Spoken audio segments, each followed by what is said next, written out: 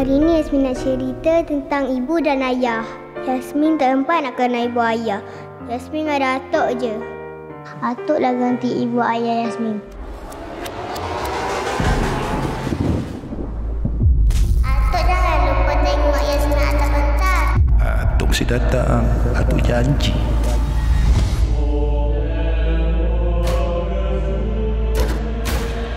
Lagi 3 kupang, saku penuh padi.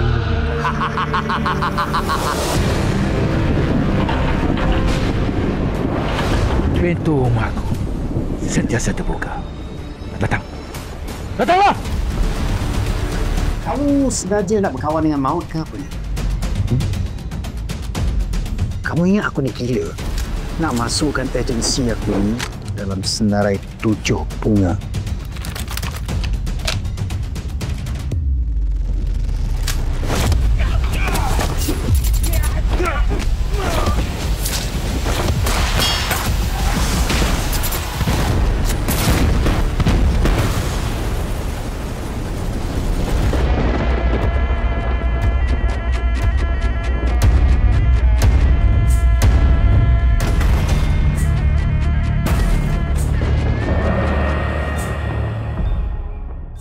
Agak-agak polis tak ada job kosong ke?